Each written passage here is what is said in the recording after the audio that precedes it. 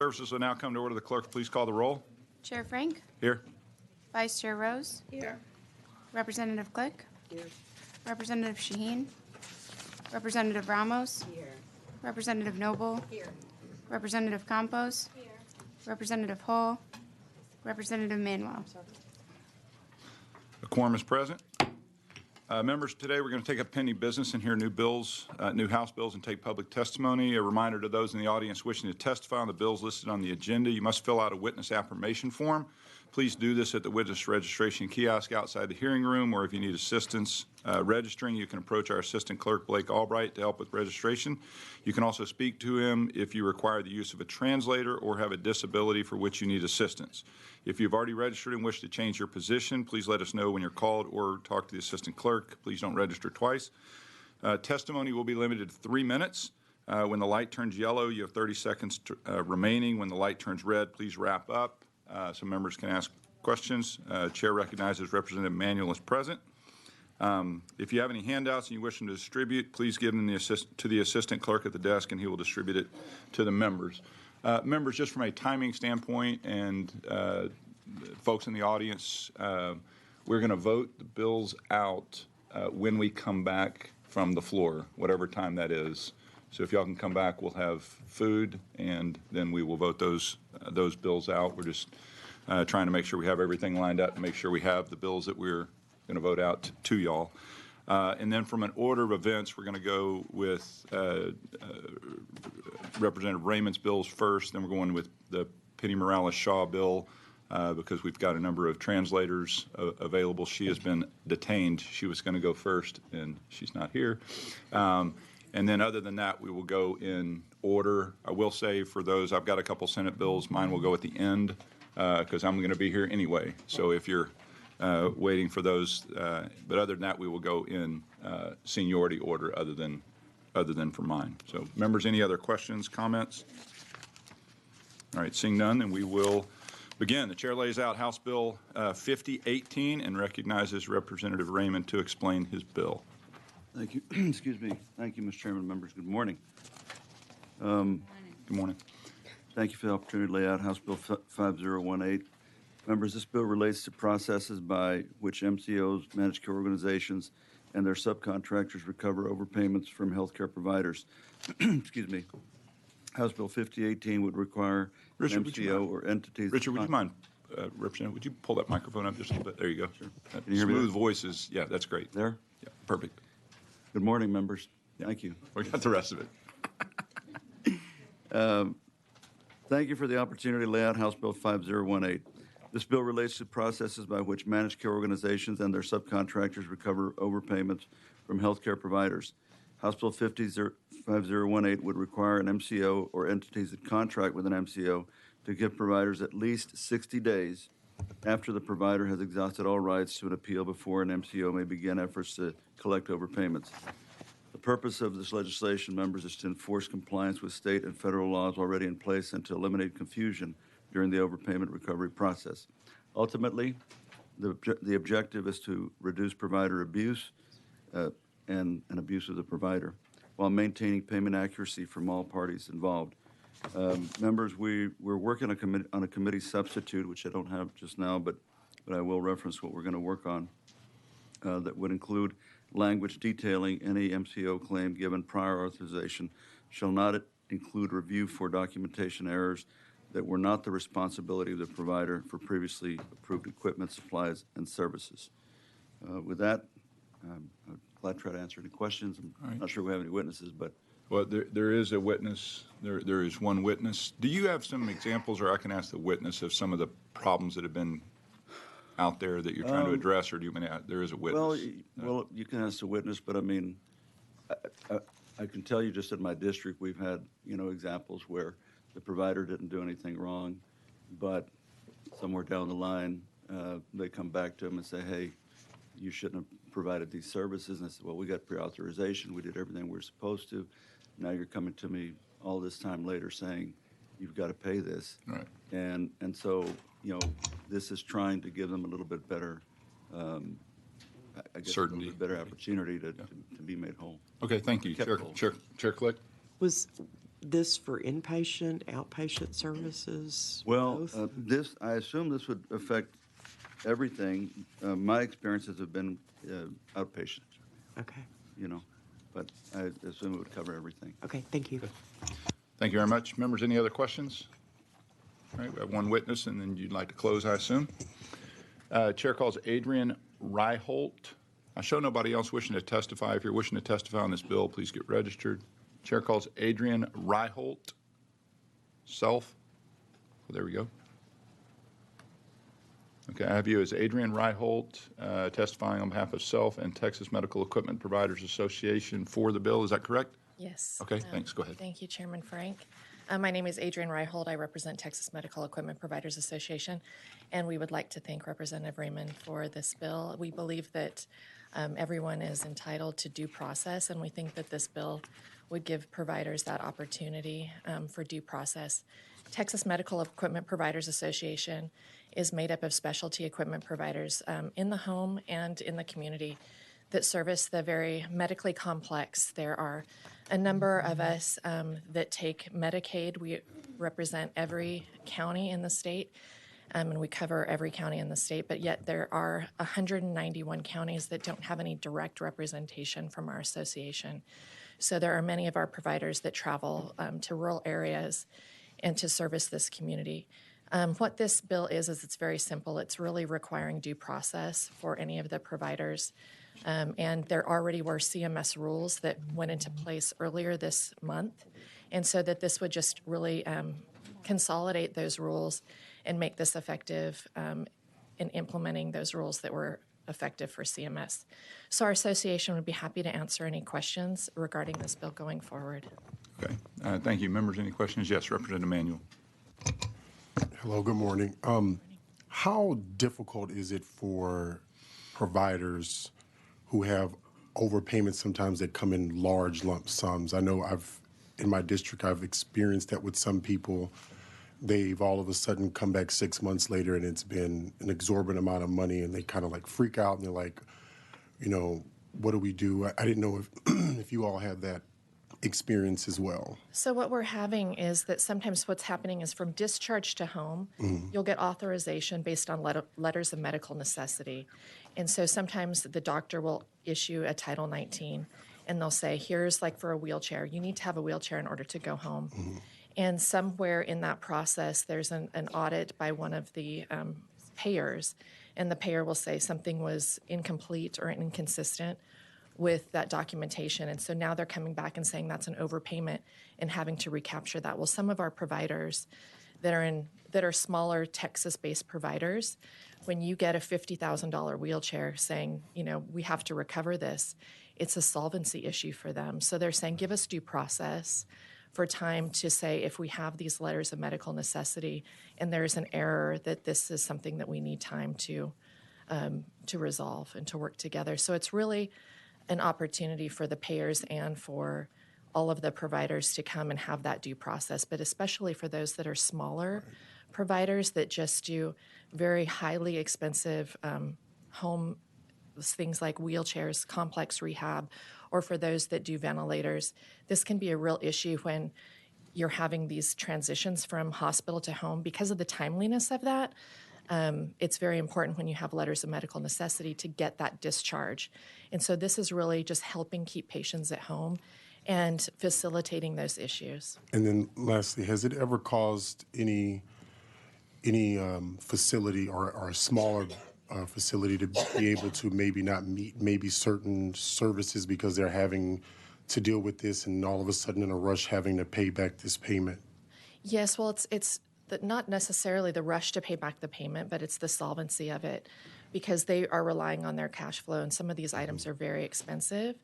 And so to make sure that they have the administrative bandwidth to address all of these different types of audits or payment holds has been an issue, not just for our industry, but for many physicians' offices, and especially those that are smaller and that are not owned by large networks. So this is an issue, but we really believe that there needs to be more due process and consistent, and it's not all payers. It's a few that make this extremely burdensome. The agency has requested that there be administrative burden studies done previously that have not been funded for this. And so we think that if we get this opportunity to where there is just an opportunity to work with the payers, the smaller businesses especially will be able to correct any of those typos or administrative issues. Perfect. Thank you so much. Thank you. Thank you, members. Any other questions? All right, thank you very much. At this time, there are no other witnesses signed up to testify. Is there anyone else wishing to testify on, for, or against House Bill 5018? Seeing none, public testimony is closed, and the chair recognizes Representative Raymond to close on HB 5018. Thank you, Chairman and members. I will have a committee substitute to all of you later today, but again, we're just trying to set up a system that's fair. When a service or equipment or anything like that is provided because it was necessary, and that's what the provider was told, then I think that should be taken into consideration. I think that this helps with that. And I appreciate you bringing it. And just a comment, though, because like the health plans aren't here, and to say the other side, if the other side doesn't isn't here to share it, it makes me think that one side is correct. And so it's awfully helpful if they're here to say what they do like or don't like about it instead of just dropping a card. That's more of a comment than anything. It makes me just kind of go, let's just move it on. And well, I think there's probably nothing about it they don't like. That's why they're not here. right, but I mean that's why we have these hearings. So I'm just that would Point taken. that was more of a comment. Members, any other questions? All right, you close. I close. All right, very good. If there's no objection, the bill will be left pending. The chair hears none, and HB 5018 is left pending without objection. The chair now lays out House Bill 5265, and again recognizes the Honorable Richard Raymond to explain his bill. Thank you, Mr. Chairman. Members, under current law, the Texas Medicaid program provides reimbursement for inpatient mental health institution health services as long as the individual falls into specific qualifications. One must be between the ages 21 to 64 and can only receive reimbursement for a maximum of 15 days per month. These restrictions are far too exclusionary and require adjustments. That's what this bill does.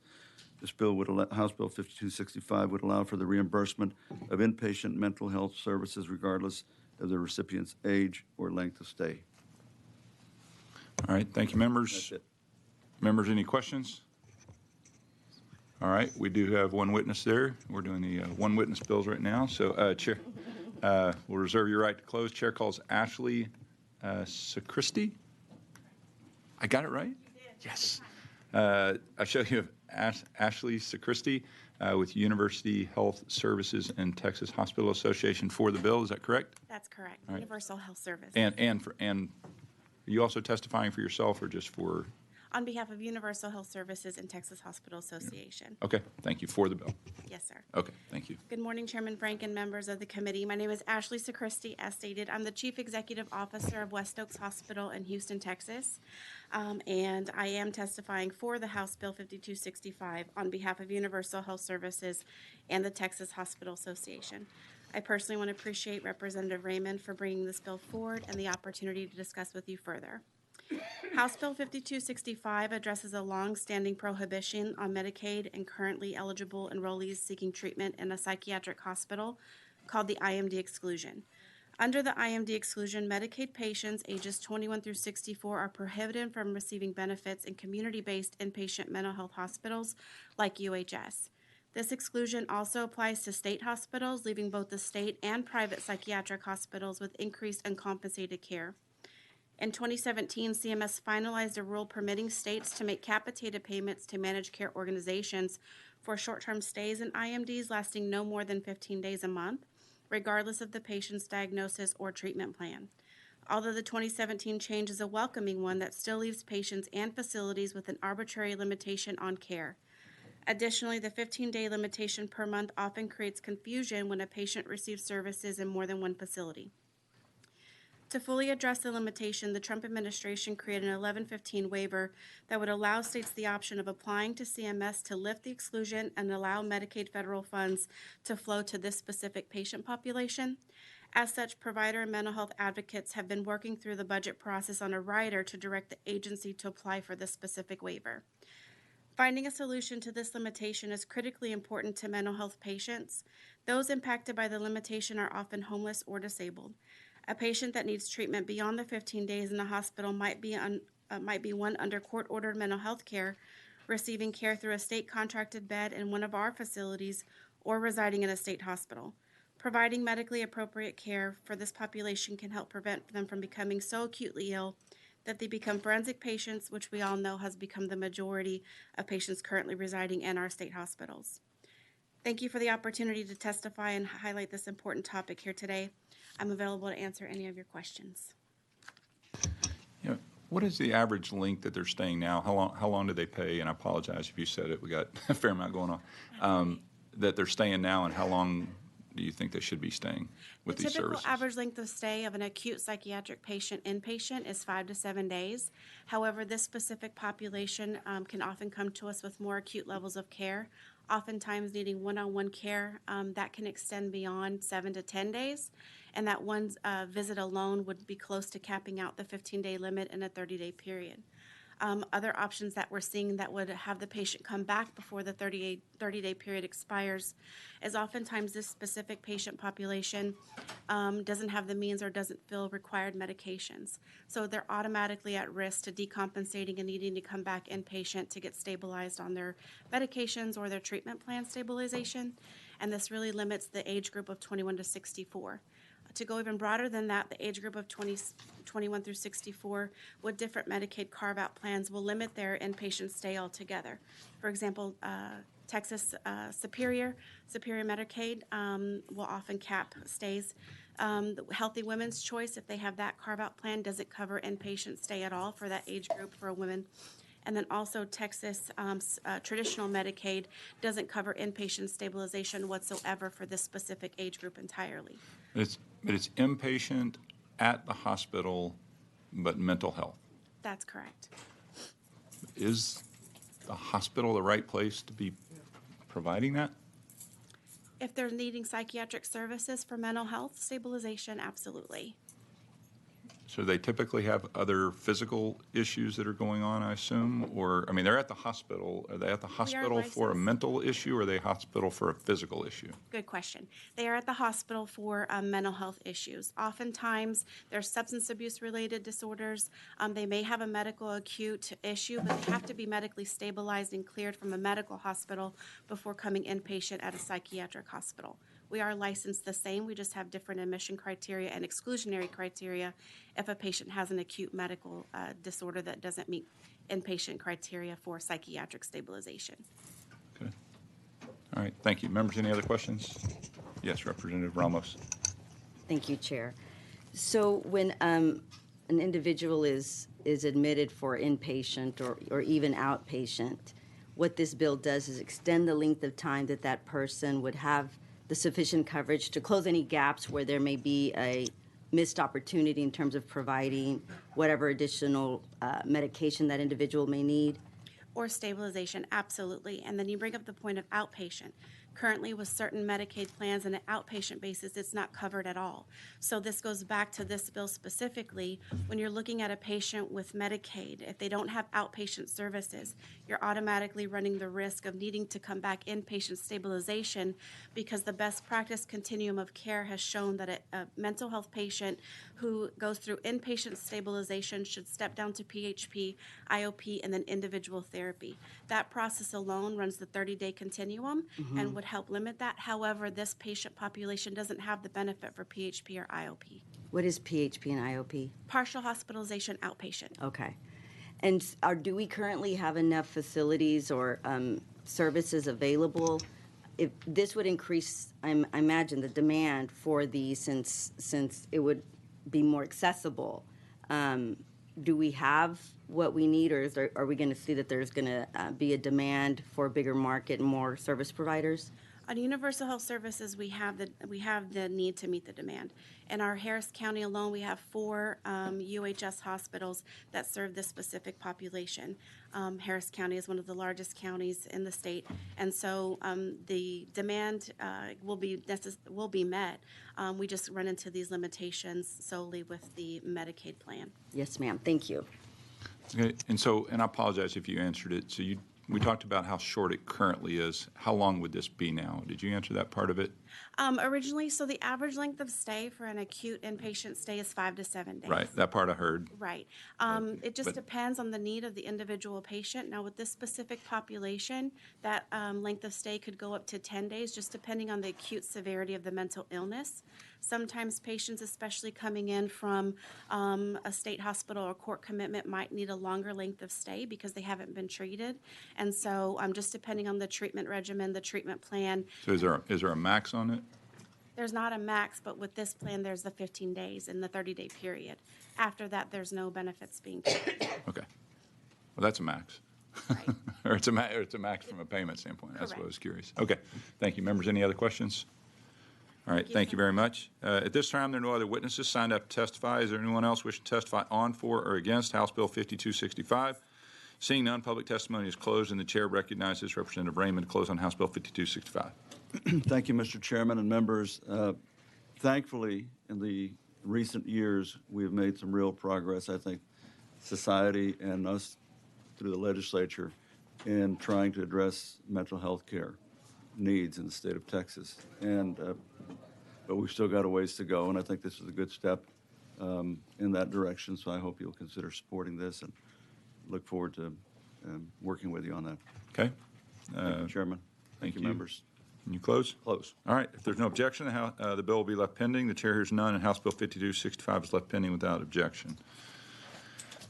The chair lays out House Bill 5166 and recognizes Representative Morales-Shaw to explain her bill. Chairman Frank, Madam Chair Rose, thank you very much and members for allowing me to lay out 5166. This is a bill that is about language access. Every session, we work hard to make sure that Texans get something in return for their hard work, the tax dollars. These are our friends, our neighbors, our employees. Every good Texan should have access to the things that we provide to them every session. It might be in the form of health services, that we make them aware of. It might be grants and other community resources that we put and we have our Texas agencies administer online, and they're public-facing information. But what good does all of our work do if our neighbors, our friends, our employees don't have access to that information? And they can't take advantage of it. And I highlight health information specifically. I won't make this long and drawn out because there are people here today that will testify. But I would like to, if you would give me the privilege to just ask the public to show a show of hands of the people who are here who traveled all night to come to the Capitol in support of the bill. Don't worry, they're not testifying. But I would like them to raise their hand.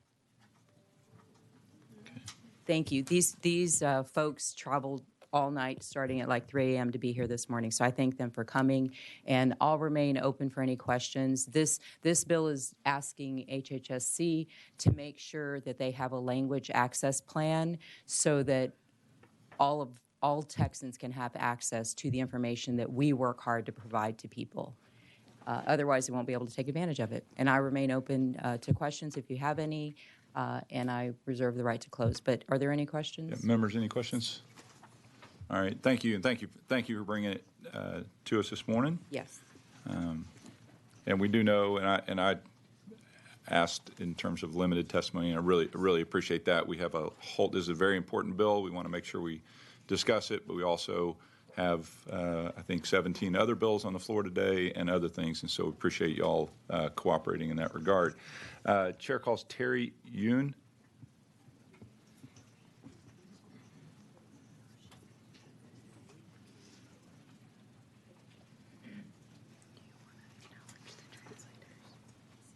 Is that the translator? Okay. And I've got you as Terry Yoon. Yes, sir. Testifying for self and for Wuri Juntos? Uri juntos. Wuri Juntos. Yes, All Spanish right. word. And for the bill, is that correct? Yes, sir. Okay, thank you very much. Go ahead. Should I start? Okay. Yes, absolutely. Yeah, dear Chairman Frank and committee members, my name is Terry Yoon, and I'm a service coordinator with Uri Juntos. I'm here to testify for HB 5166. I assist first-generation senior, low-income, and limited English proficient Koreans navigate and access health and human service benefits. This includes serving as a Korean English interpreter, translator between my clients and the agency, helping file Medicaid or SNAP benefit applications, and educating them how our health system works. I will share a case story that exemplifies just how much of a barrier language is to accessing these benefits. I have been helping a 64-year-old Korean American immigrant, Ms. M. She has multiple health issues and has not been able to work over the last 2 years. Her doctor told her without her heart medication, she could die. Turning 65 soon, Harris Health sent her to the Social Security Administration to apply for Medicare. SSA told her to bring her birth and marriage certificate and divorce decree. Not born in the U.S., she came to Uri Juntos seeking help. We assisted her to order her birth and marriage certificate from Korea through the Korean consulate in Houston. The documents we received were in Korean, though, so we translated into English and had it notarized for a certificate of accuracy of translation. Ms. M's divorce was filed by her ex-husband by publication out of state. Since he would not provide her with a copy or inform her what court it was filed with, we researched and called numerous courts in the state where he lived to finally locate and obtain Ms. M's final divorce decree. We spent many hours calling, writing, emailing between these agencies and communicating on behalf of Ms. M. But finally, the proper documents were turned in, and Ms. M got her Medicare, renewed Harris Health financial aid, got interviewed for supplemental Social Security income, and she's waiting for her case determination. Once she's approved for SSI, we will help her to apply for Medicaid and food stamps. Before coming to Austin, just yesterday, I called 911 for Ms. M because she was showing symptoms of a stroke and she could not call 911. She's been admitted to Bentop Hospital and was told that she came just in time. This is just one case out of dozens where without my assistance, language barriers would have prevented access to care.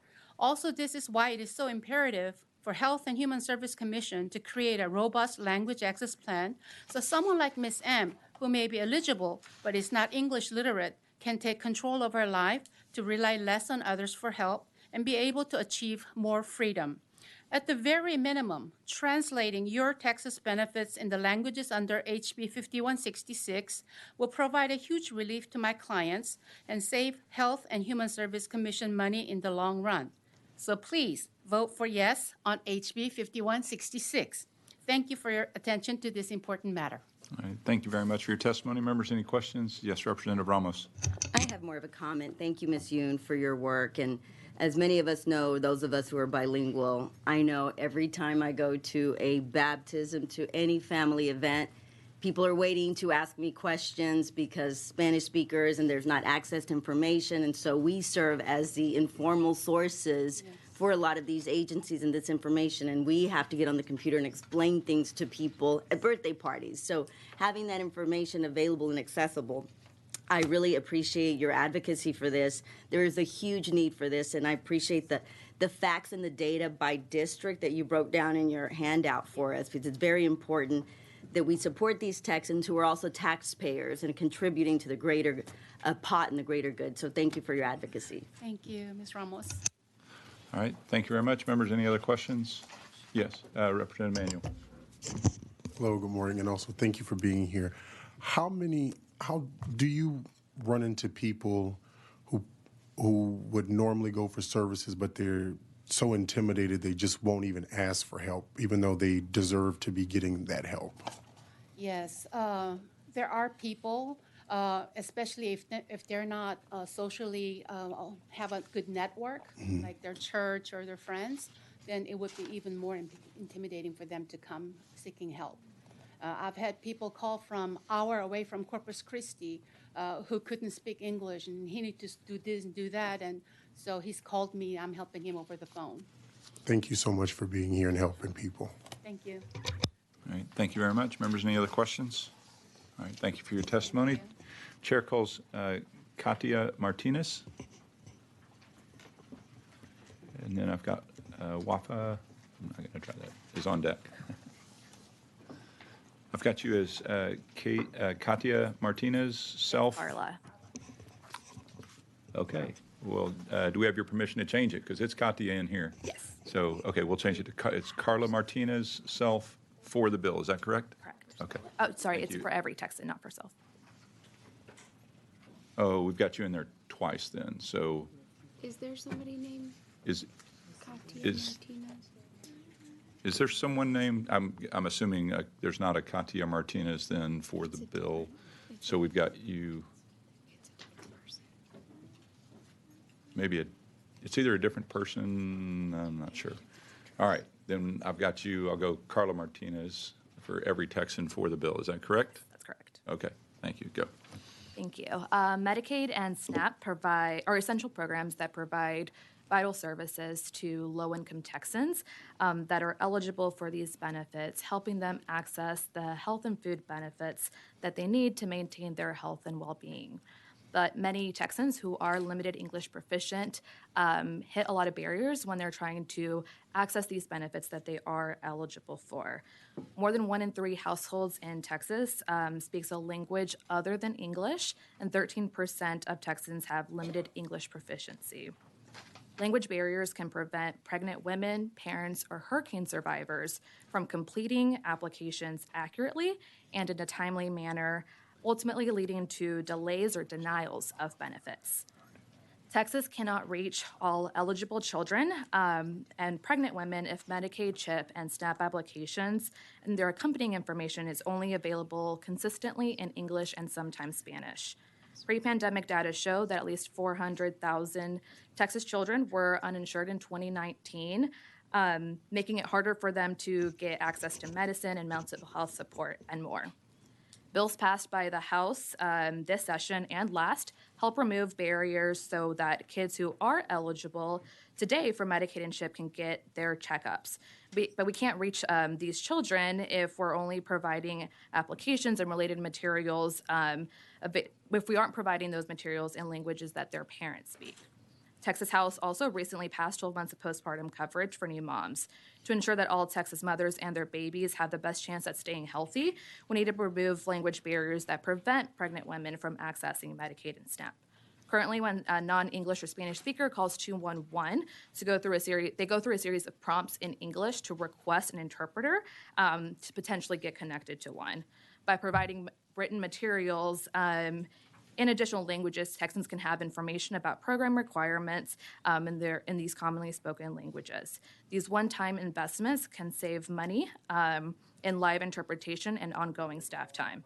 LEPs are common nationally and are used in other state agencies, including Texas Commission on Environmental Quality, Texas Department of Transportation, and the Texas Supreme Court. As a daughter of Spanish-speaking parents, I understand firsthand the need for translation and interpretation services so that parents know what they're attesting to when they're submitting these benefits. By passing HB 5166, we can ensure that all Texans, regardless of language proficiency, have access to the critical social services that they need to maintain their well-being. Okay. Thank you very much. And I'm assuming in the translation, we're talking written translation, right? I mean, So translation is written and interpretation is oral. So translation would be written materials, and interpretation would be somebody helping translate the language I'm speaking into the language that somebody else could understand it. okay, I'm confused and I get that way a lot, but so if the documents have been translated, the person's not reading them, there's then an oral? Yeah, so the documents have been translated, somebody can read them. An interpretation would be like me calling and asking to be connected to somebody that can understand and speak my language so they can interpret it to another language. Okay, gotcha. Different situations. Then. Right. Okay, all right, thank you very much. Members, any other questions? All right, thank you very much for your testimony. Chair calls Wafa Ali Rakachi. I'm guessing I wasn't very close.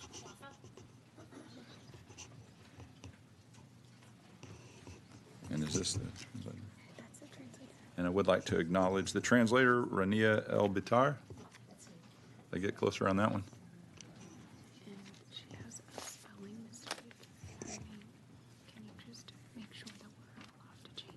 And I've got you as Wafa. Al-Atrakchi. Would you mind spelling that Yes. so we make sure we have it right here? It's W-A, F as in Frank, A, and then the last name A-L-A-T as in Tom, R-A-C-H-E. Okay. Okay. A-C-H-E. Thank you very much. And we show you as for the bill, correct? Yes, correct. Okay, go ahead. حضرة المسؤول فرانك وأعضاء اللجنة. Dear Chairman Frank and the committee members, أنا اسمي وفاء الأطرقشي. my name is Wafa Al-Atrakchi, أعيش في هيوستن تكساس. and I live in Houston, Texas. وأنا أدعم HB 5166. I support HB 5166. أنا أريد إدخال اللغة العربية I very much want the Arabic to be included في كل خدمات ولاية تكساس للصحة والخدمات الإنسانية. for all Texas health and human services and application. أتيت إلى الولايات المتحدة مع ابني من العراق عام 2012 بسبب الحرب. I came to the United States with my son in 2012 because of the war. in وقمت Iraq. بكل ما أستطيع للعمل حتى وأقدم لعائلتي احتياجاتهم من مأكل ومسكن وصحة. And I did everything I could to provide my family with basically the basic needs they need to live fairly in a good position by cleaning. ومن ضمن الأعمال التي قمت بها أعمال التنظيف في الفنادق والعمل في الأفران. Among them is cleaning in a hotel and work in bakery. ولكن بسبب عدم قدرتي على التكلم على اللغة الإنجليزية بطريقة جيدة واجهت بعض الصعوبات. But because of limited I'm sorry, English- ma'am, will you mind standing a little closer to the mic when you talk? And then chair recognizes Representative Shaheen is present. Okay. So, and because of my limited English proficiency, I faced a lot of challenges. واجهت بعض الصعوبات وبسبب مدخولي المحدود لم يكن لدي سوى خيارات قليلة فيما يتعلق بالضمانات الصحية. And with my limited income, I had barely little options as when it comes to health benefits. وعندما حاولت تقديم طلب السناب والميديكيت واجهت صعوبة. And when I tried to submit application for SNAP and Medicaid, I wasn't able to. It was really challenging for me. لأن الطلبات لم تكن باللغة العربية وهذه كانت مشكلة وعندما تعرضت And it was really hard for me to submit those applications because those applications were not in Arabic, and it's really hard to comprehend all the technical terms on these applications. وكانت الطلبات عدة نسخ ليست نسخة واحدة. And you know how it is, forms comes in different parts, so it was really hard for me. It's too much form to comprehend and fill out those applications on my own. وكذلك عندما تعرضت للإصابة في الفندق. And when I had an injury in the hotel. وذهبت إلى المستشفى كان من الصعوبة علي أن أفهم ماذا يقول الأطباء. And I ended up going to the hospital, and it was really hard for me to communicate and understand what the doctors are saying. لأنني أدركت أنه كان الأطباء كانوا يقولون لي. But eventually I figured out on my own that the doctors were trying to tell me أنه يجب علي أن أخفف من حركة كتفي حتى أستطيع أن أشفى. They recommended me that I need to decrease my motion in my shoulder so I can recover quickly. بينما أنا المفروض كان يعني المطلوب من عندي في العمل بأنه أشتغل أكثر. But because of my job, I was supposed to move a lot and do a lot of work because I work in a hotel. إضافة إلى ذلك قد اقترحوا علي إجراءات للمساعدة في الشفاء. And on top of that, they recommended me to do go have some other procedure that could help me basically recover faster. لكن كان علي أن أدفع التكلفة الطبية من جيبي الخاص. But it's gonna be something that I had to pay out of my pocket and I couldn't afford it. ولكنني لست أستطيع لأن ليس لدي المال. And of course, I didn't have the money back then to go through all these procedures. مع الوقت لمدة 3 سنين تعافيت من الإصابة في كتفي. And it took me about 3 years to recover from my injury in my shoulder.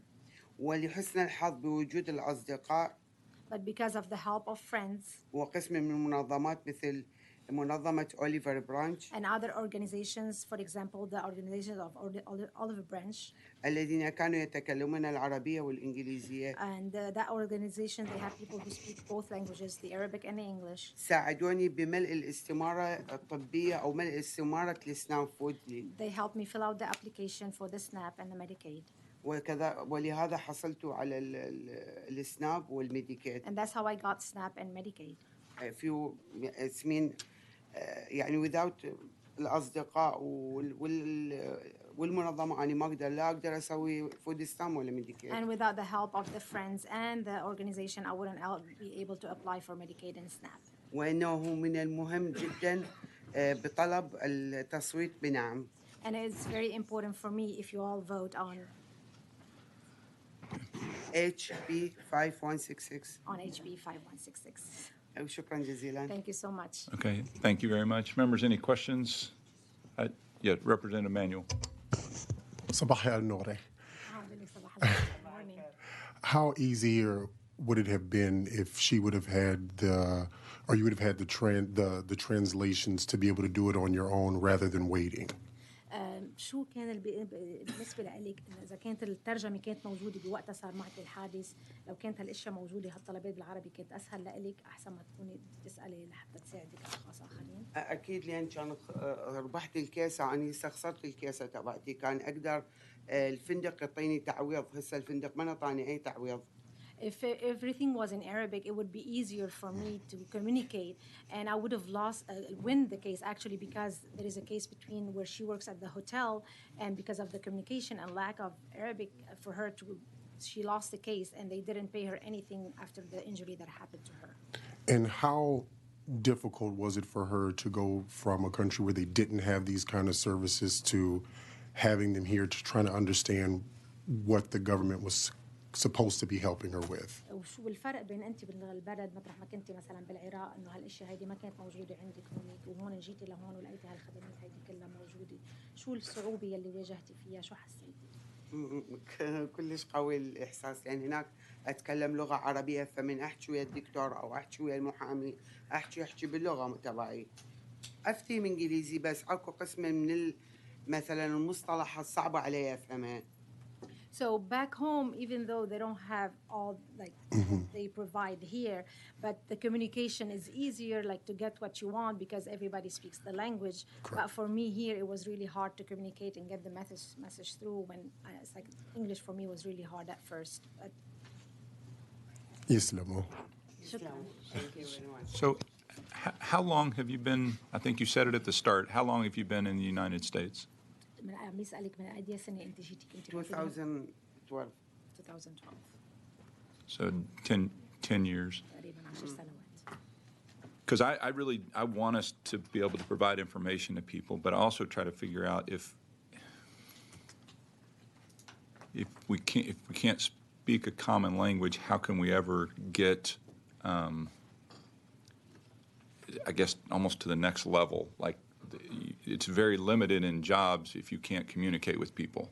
Is that right? وعم يسأل بطريقته إنه إذا واحد ما في لغة مشتركة بينك وبينه كيف بدكم تقدروا تحكوا مع بعضكم تتعامل هالعالم مع بعض لأنه لازم يكون في لغة مشتركة.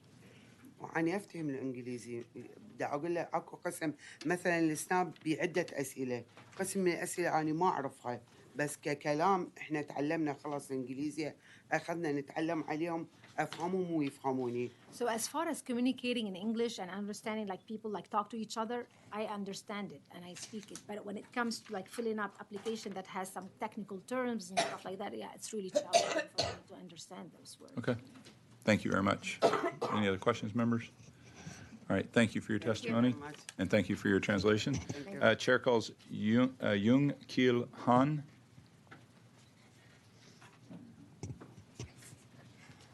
And thank you for the translator. So I've got you as Jung Kil Han, self for the bill. Is that correct? Yes. Yes. Yeah. Yes. And thank you for the translator. Ma'am, and if you could, we need to hear you as well. So if y'all can share that microphone. Okay.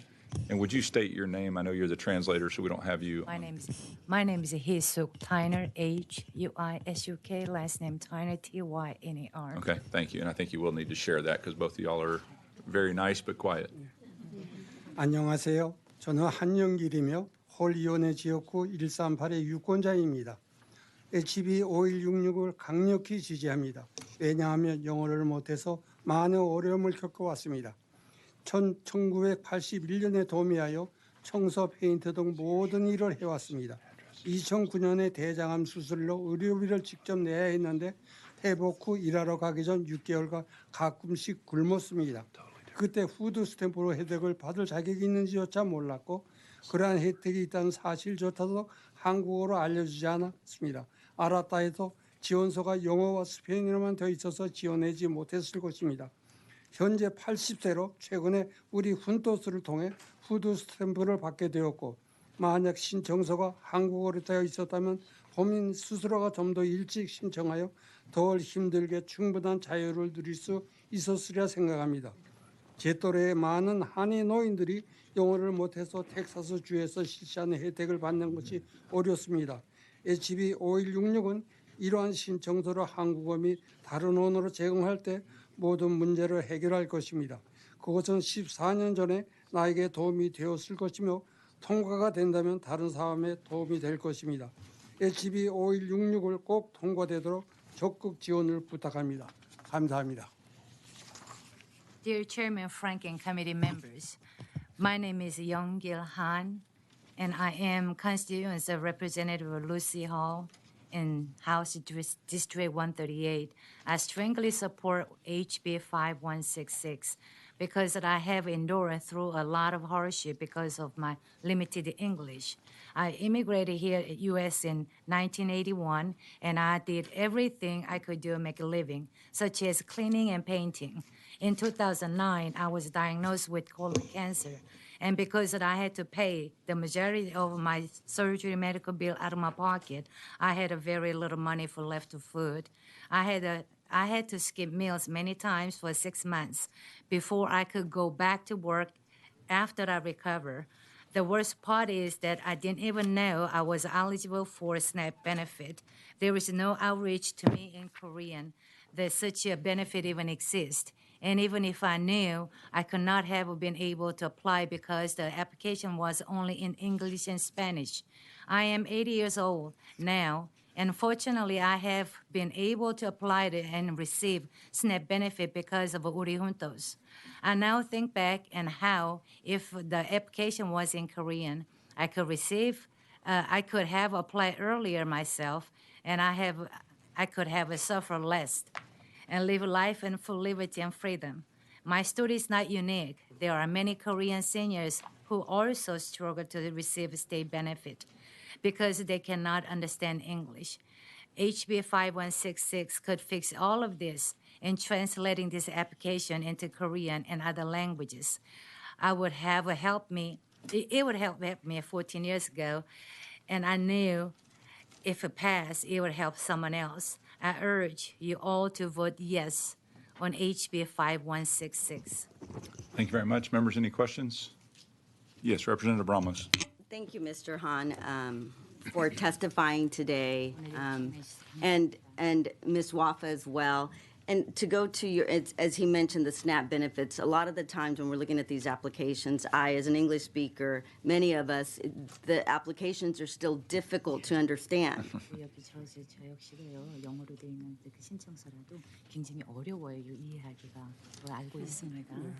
And as someone who was Spanish speaking my whole life, I would have difficulty reading a Spanish application and filling it out. So I can imagine the reverse is the same.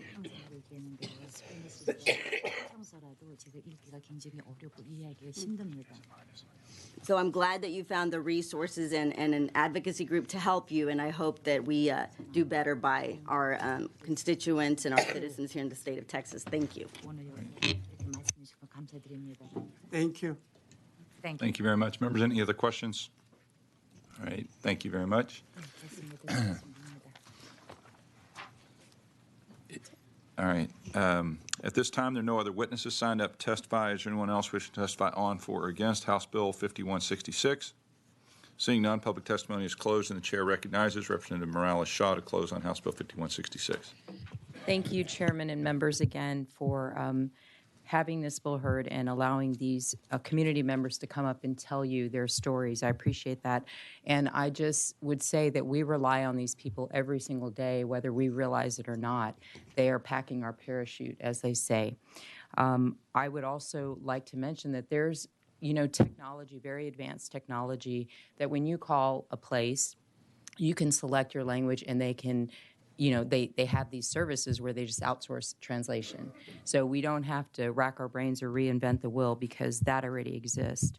And I just want to say, let's make sure that all the hard work that we do every session when we think about these folks and we create state programs, we create health services, we make grants available, we do so much good work. But again, we need to make sure that they have access and it can be delivered and taken advantage of by these hardworking Texans.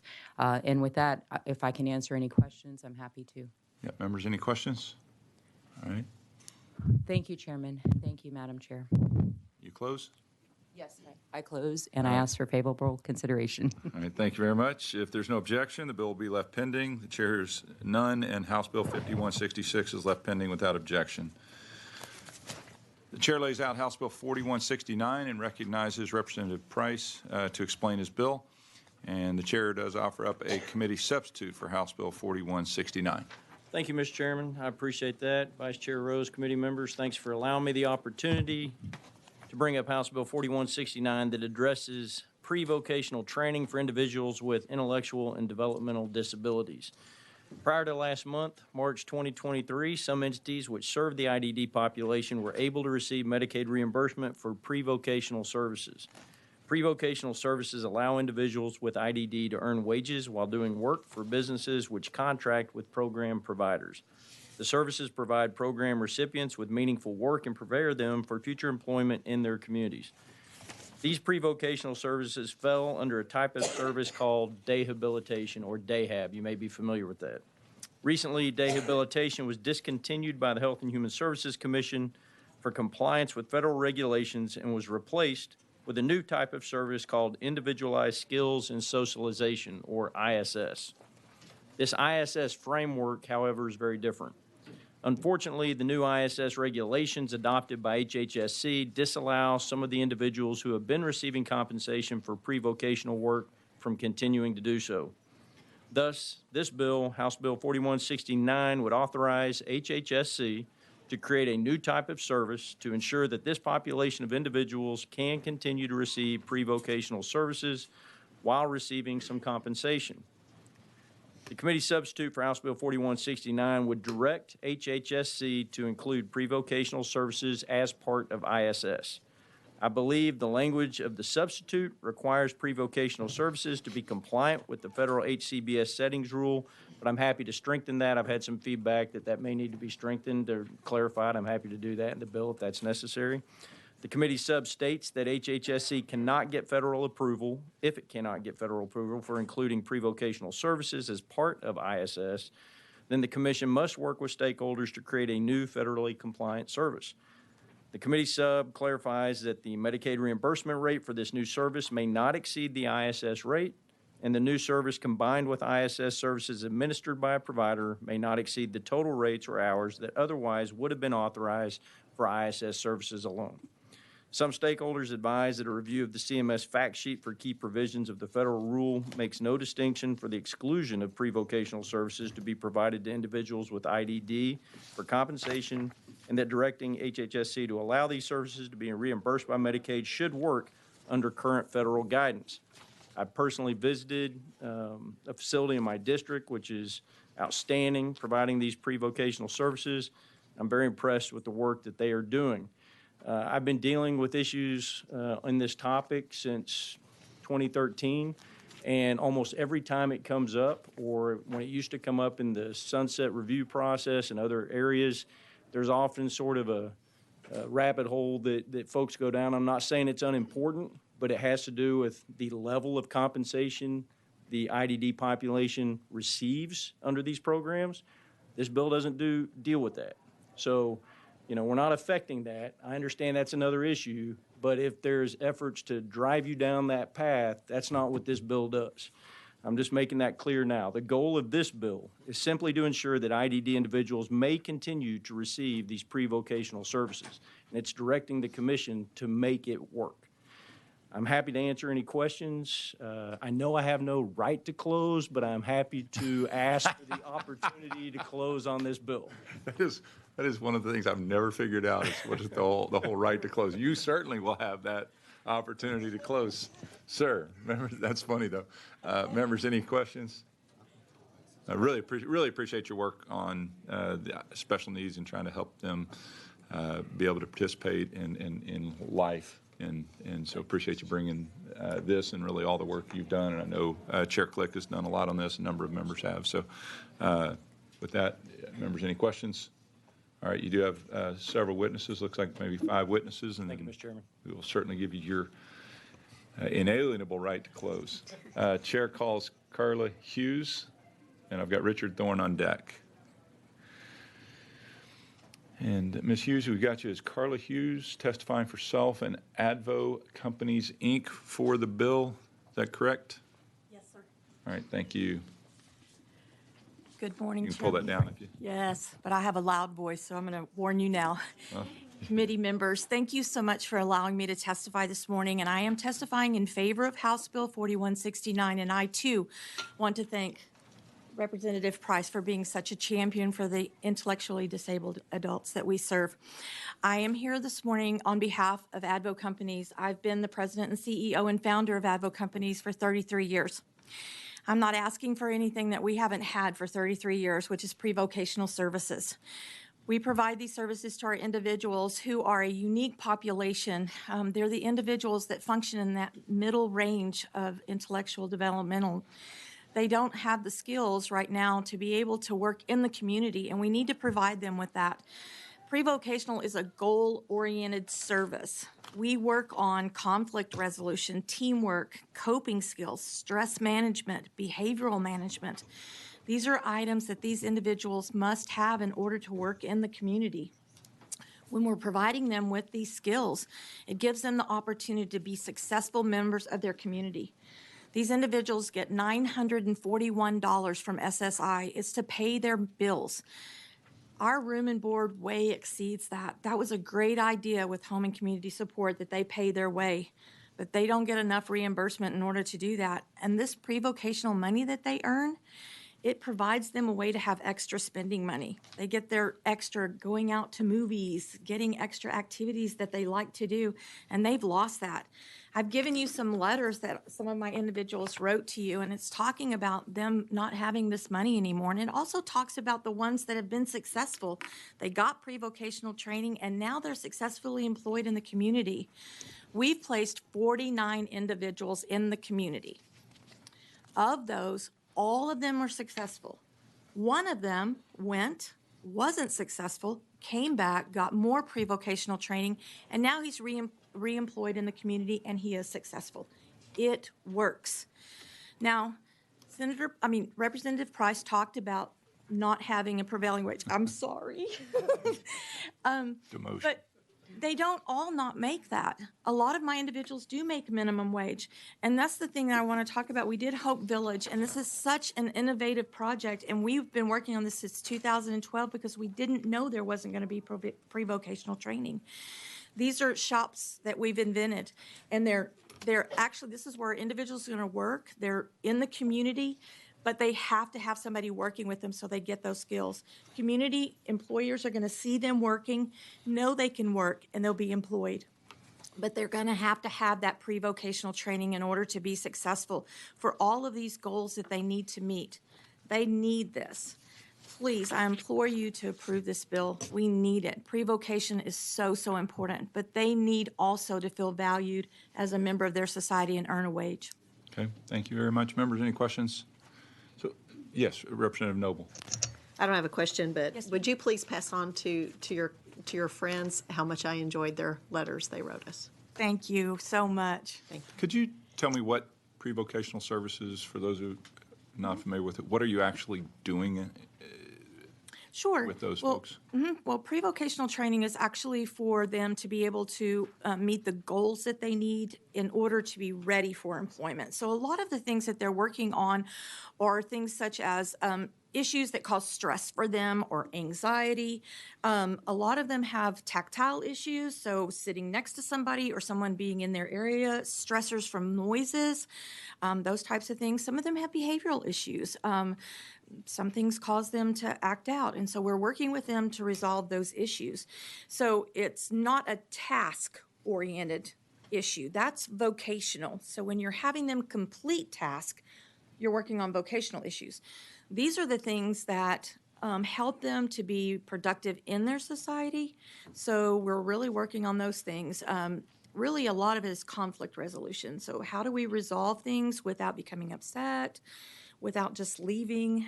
So that's a lot of what pre-vocational is. Okay, thank you very much. I just think it's incredibly noble to try to help special needs folks get employment, whether it's paid or unpaid. I mean, I've worked with special needs a lot through church, and I've seen a common pattern that people who are working, whether it's paid or unpaid, tend to be happy. People who are not are not. I don't know which one's cause or which one's effect sometimes, because it may be that the ones that have a bad attitude can't work, or right, but like the ones who are out in society flourish. And I think so many times it's easy for us here. The easiest thing to do is just pay to have them stay at home, and it is so bad for them, in my observation. Your observation is if very you correct. agree. I 100% correctly agree. On March 1st, we were trying to, well, number one, we were very blindsided because we have been looking at everything, and nothing said that we were not going to be able to provide pre-vocational skills. So we have continued on as we were going to be able to do that. And then when we got the rule, and there's one very, very small line that said they could not work for compensation, we were very surprised. And so we had to prepare our individuals that March 1, they weren't going to be able to do it anymore. And that was probably the single hardest thing that I've ever had to do because I didn't know how to explain it. And so it was very, very hard. And we went through it with COVID because we had to close with COVID. And it's very hard.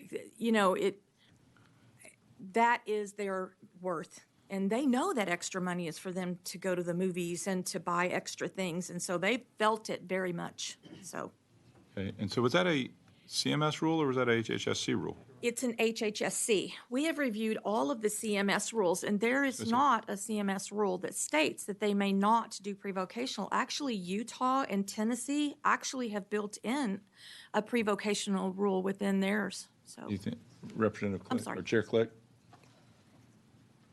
I was under the understanding that some of the federal requirements changed how those funds were allocated.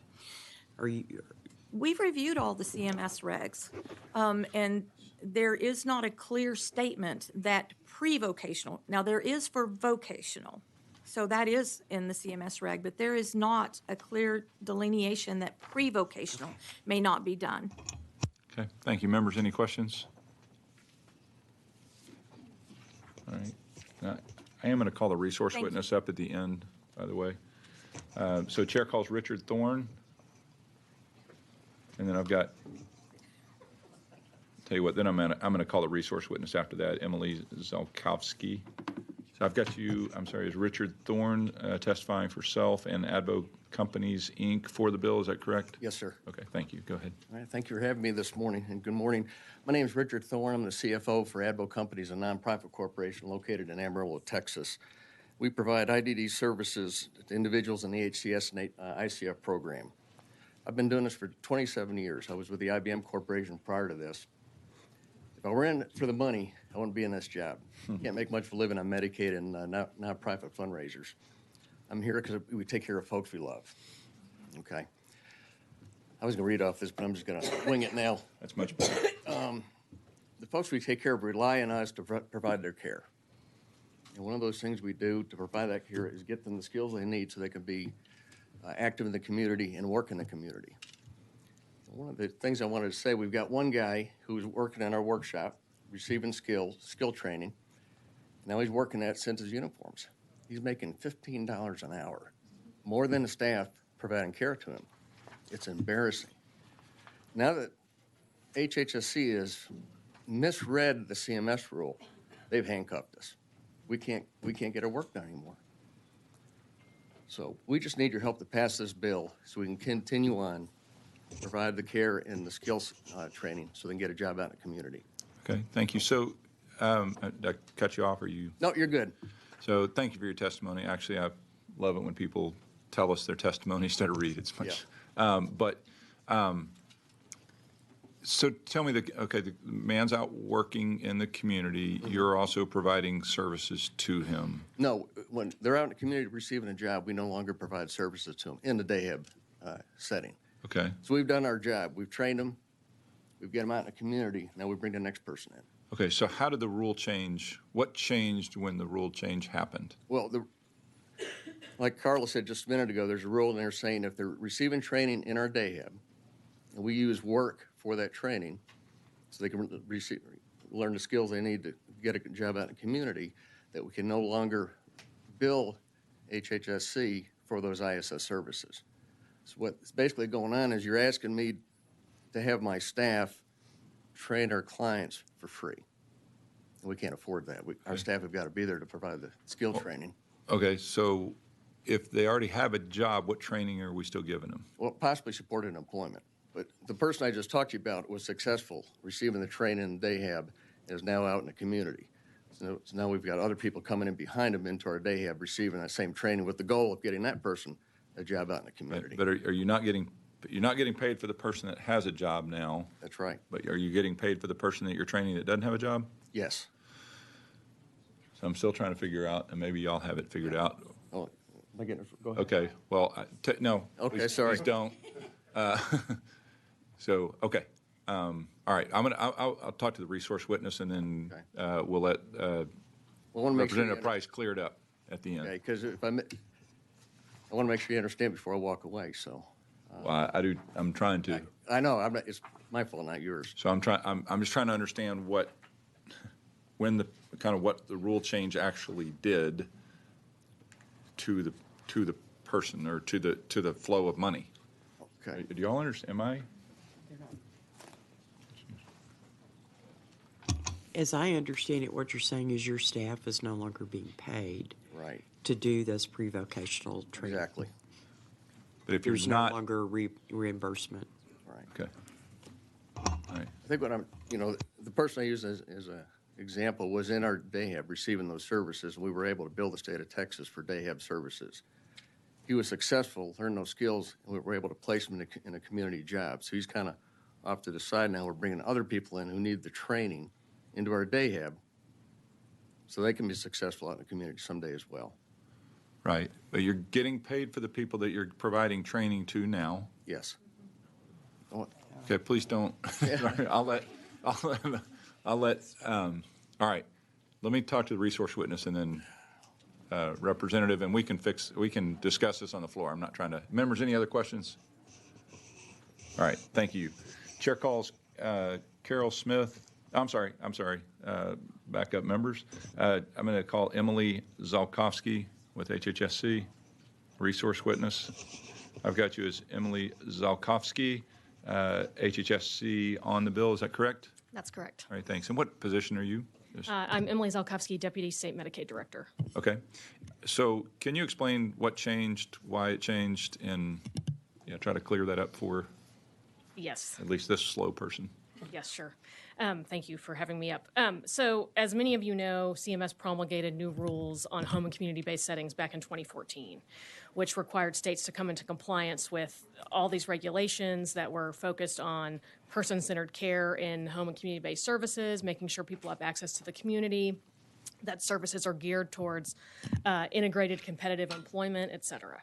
And so as part of that, HHSC, as directed by the legislature, was told to kind of study after we determined that our rehabilitation service would not be in compliance with those regulations, we were directed to study that and say what would it take to come into compliance. And so we wrote a writer report, received authority in the budget to implement a new service called Individualized Skills and Socialization. which went into effect this past March, which is what everyone is referring to. As part of that, as people mentioned, we have something in our rule that says people cannot be being paid to produce goods in the facility, produce goods or services in a facility setting. There's two reasons behind that. One is all these HCBS services have to help people strive towards integrated employment, competitive employment, and help people be integrated in the community. Another reason is in the technical guidance from CMS, as somebody mentioned, they make a distinction and say that waiver services cannot be used to pay for people to be supervised and to do vocational services, which is producing goods and services under contract with a third party. And so that is why that's in our rule. I think there is I'll just acknowledge this is very complicated and all these federal regs are very complicated. I think there's some confusion between the day habilitation service, which was a service prior to March, and pre-vocational services. Both of those services do help people strive for goals that are in their person-centered plan, but pre-vocational services, while they may be kind of some similar activities to day habilitation, is actually a separate service. For example, in our class waiver, we have pre-vocational services. That is our only waiver that has those services. I think that what has been happening is, as part of day habilitation, some providers were delivering services that may have looked like that as part of day habilitation that involved people doing work in a facility. Okay, very much. So we had the rule change in March. What would this bill change, or can it change given, I mean, we can do things, but if it goes against CMS, what would this change? Right. So we because it doesn't have a fiscal note, which I was surprised about, but it doesn't have a fiscal note. So does that either means it's not implementable or it's implementable but okay? Right. So we have communicated that the bill as written is not implementable because it addresses class, which is already, has an existing pre-vocational service, and then describes habilitation and individualized skills and socialization as part of someone's eligibility. So the way that it's written is not implementable. But I will say, after some conversations, the understanding that the intent is to make pre-vocational services available in those waivers in HCS, Texas Home Living, and DBMD, either as part of ISS or as a separate service. We believe that we can work with CMS to implement something that is approvable. Okay. We have already sent them an email kind of asking some details about those two options, within ISS or outside of ISS as a separate service. We've asked them about the specific wages that are paid to gauge kind of what might be approvable. And we do know that many states have a lot of different flavors of pre-vocational as well as employment services and day services that it can be combined. And so we believe that if they are in compliance with federal guidelines on home and community-based settings, we can work as hard as we can to negotiate with CMS on a service. Okay. Thank you. Members, any other questions? Yes, Representative Noble. So it sounds like this is doable. Do you need a legislative remedy to do it, or can you make it happen outside of us passing a bill? Because pre-vocational services are a separate bucket of services in the CMS guidance, we appreciate looking to the legislature for guidance on that because it is a little bit different than our existing services.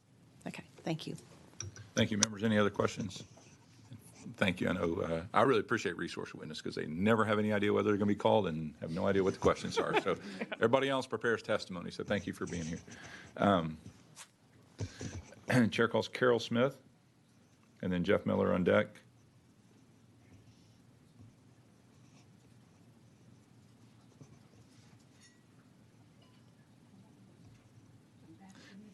All right, and Chair calls Carol Smith, Private Providers Association of Texas, for the bill, correct?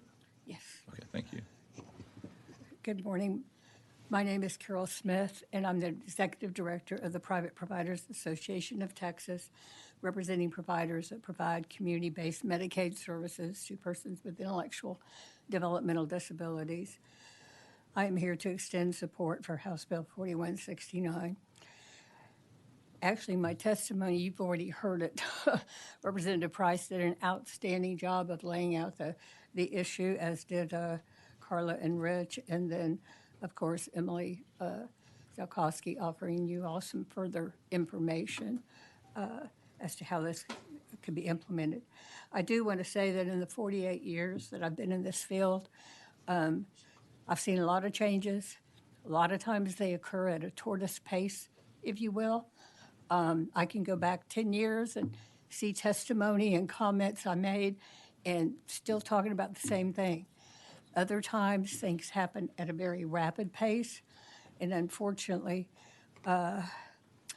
without the input of persons who are directly affected by the change, resulting in unintended consequences, such as what happened with this particular issue. So, that said, I ask for your consideration and support for this bill so that we can create something to replace what was lost as a result of the changes that occurred March 1st, 2023. So anyway, thank you very much. Okay, thank you very much. Members, any questions? All right, thank you very much. Chair calls Jeff Miller, and I've got Lauren Gerken on deck.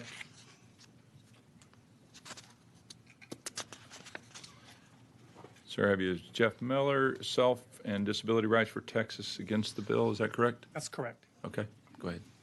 Good morning, Mr. Chair and committee. Thank you for the opportunity to address you this morning. I am Jeff Miller, and I work for Disability Rights Texas, the state's designated protection and advocacy system for individuals with disabilities in Texas. And unfortunately, as the bill is written, we are against the bill. However, we totally support what this bill's trying to do. But we agree with HHSC that the way that as written right now, Okay. the bill would... The bill before us is the committee sub. Have you looked at the committee Yes, sub? I have. Okay, and so you're speaking on the committee sub, not on the bill as originally written. I'm speaking on the committee sub. Very good. And we appreciate the attempt in the committee sub to make some changes, but we still think that it violates the CMS settings rule.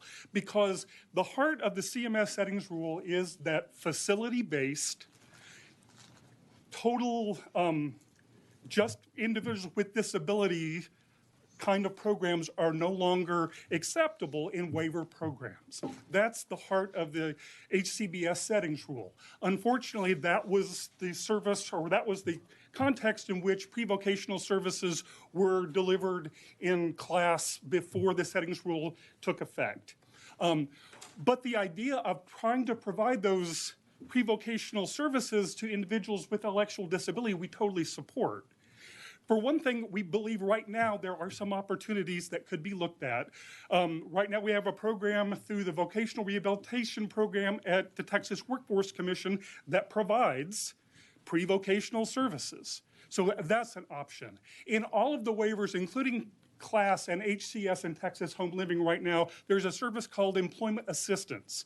Employment assistance is specifically to teach pre-vocational services to individuals with intellectual and developmental disabilities. There's also, as was mentioned before, as the ISS program could be modified to make sure that it's following the rules and providing the services that people are seeking. And finally, once those individuals become employed, there's a supported employment benefit that's also part of all the waivers. All that to say is we believe that there's not a necessity right now to pass a new bill, a new law. Let's get stakeholders together, let's work together and figure out how to make the existing programs that we have meet the needs of these individuals that we all care so much about. Okay, thank you for your testimony. I'm a little confused by the testimony because I feel like you said that you think it may conflict with CMS, so it may not be legal, but you agree with the purpose of the bill and what it's trying to do. So if the agency believes that it's legal and you agree with the concept, I'm having trouble knowing what is the... I thought the agency... And I'm not saying they do exactly, but I'm like, if you agree with the concept and we end up getting turned down... The concept that we agree with is that individuals with IDD should have the opportunity to be provided pre-vocational services if that's what they want and that's what they need. Now, how that's delivered would be different than it has been delivered in the past. We would not be in favor of it being provided in a congregate setting, totally with people with disabilities.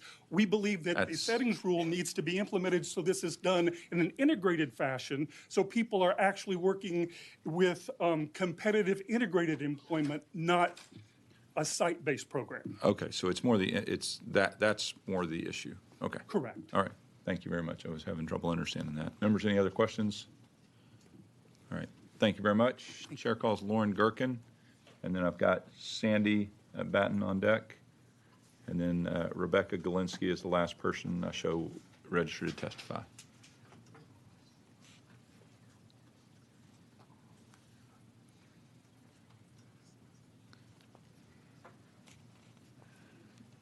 Not supposed to have favorites, but maybe my favorite person who testifies.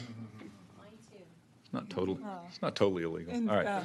I've got you as Lauren Gherkin, Texas Council for Developmental Disabilities on the bill. Is that correct? Yeah, and so. Okay. And it's lovely to get up here at 9 in the morning and not at night. This is late this time of session. I know. I won't reiterate some of the things that have already been discussed.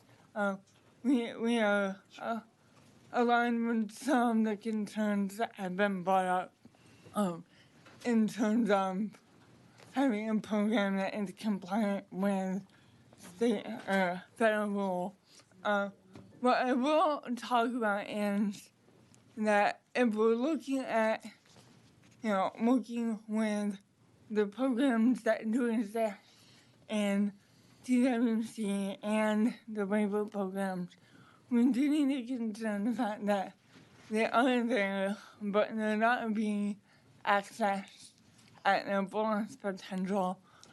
There is some barriers at TWC in terms of people with IDD being able to fully access and use VR and supported programs. And there are very low rates of people using the employment services in the waiver, which we passed a bill last session, SB 50, which is working to address that low utilization rate within the waivers.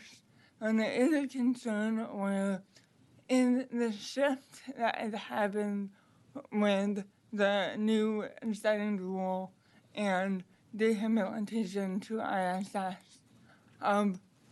being able to fully support people being integrated in the community.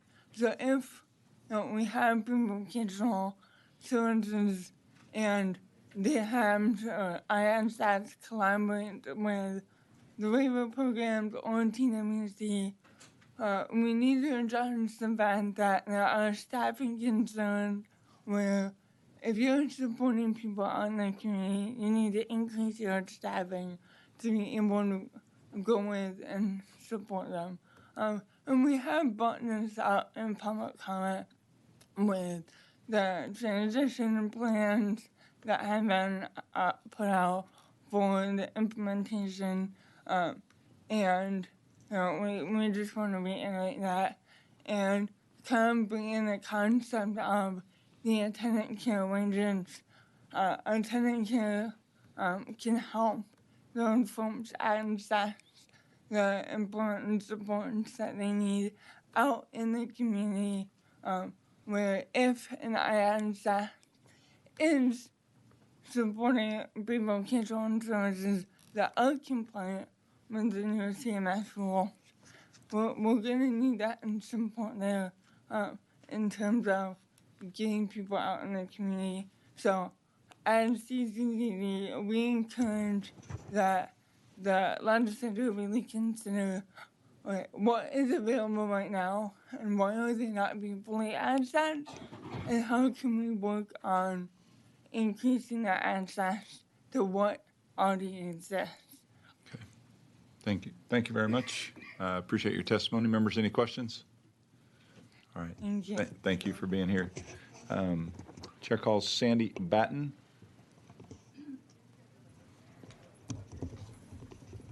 And then again, Rebecca Galinsky is on deck, and I show nobody else wishing to testify. I've got you, Sandy Batten, Providers Alliance for Community Services of Texas, for the bill. Is that correct? Thank you. I'm Sandy Batten with Providers Alliance for Community Services of Texas, or PACS-TEX, and we are in support of HB 4169. PACS-TEX is an association of long-term care providers supporting people with intellectual and developmental disabilities like autism and Down syndrome, and the HCS and Texas Home Living waivers. I think everyone kind of laid out the issue pretty well as far as there being a benefit that was available to people prior to March. And then when March happened, boom, it was kind of surprise.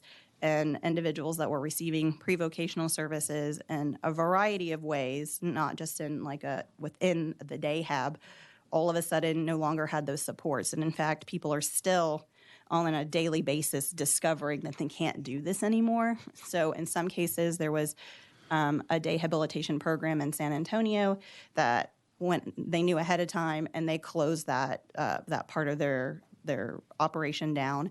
And some of those folks did go into supported employment or employment assistance, but some of them felt like they really didn't have the services that they needed. And so they're in individualized skills and socialization, and they're no longer getting a paycheck, and they no longer have that benefit. There's another provider that's out of Brenham, and it's not a full comprehensive IDD provider, but a subcontractor, and they have contracts with Texas A&M. So those folks are working at the university, and the only way that the university kind of allows that to happen is with the staffing support from Junction 505. That also very abruptly ended. So I think it would have been helpful if we'd had this conversation a year ago, and there was really a lot of look at the world, the way these services were delivered, and how to transition people to more integrated options, but it didn't happen. So now you have all these folks who did have a paycheck and did have a service, and then March 1st, boom, they didn't have it, or if it's still happening, they're going to get recouped for that. So I think this bill will address that, and I think it does call on HHSC to work with both CMS and other stakeholders to make sure that whatever comes out of it is compliant. And maybe it's not another pre-vocational service. Maybe it's beefing up supported employment opportunities or looking at what can be done within ISS. But I think the point is leaving these people in a lurch where they had a benefit and they were working and successful, and taking that away is not the answer for any of us. So I can speak to what some other states are doing, but other than that, I'm happy to answer any questions. All right. Thank you very much. Members, any questions? Thank you very much for your testimony. Chair calls Rebecca Galinsky. Ma'am, I've got you as Rebecca Galinsky, testifying for self and Protect Texas Fragile Kids on the bill. Is that correct? That's correct. I'm Rebecca Galinsky with Protect Texas Fragile Kids. Thank you, Chairman Frank and committee members, for allowing me to speak today. We are speaking on this bill just because there are some concerns about some of the wording in it. We have members in our group who I just lost my testimony here. Members in our group who are providers who have some concerns just on the wording that when the federal rule setting happened and these people lost services, we have individuals in our group who were working who are now not working and can't understand why their routine has changed suddenly, where they were used to getting up and going and doing these things every day, and now they can't. But in the process, we want to make sure it's fixed correctly and that we don't cause some other unintended consequences like the rule setting did. And so some of our providers were just concerned with the language where it says these long-term services or supports must be designed to assist the recipient in achieving permanent integrated employment. These waivers serve individuals along a wide spectrum of abilities and level of function. And so having a rigid expectation of outcomes of saying it must provide this and it must be permanent and integrated employment kind of misses the point for some of these people in the program. They can still receive benefit and they still get benefit from these programs, even if they don't achieve that goal of permanent integrated employment.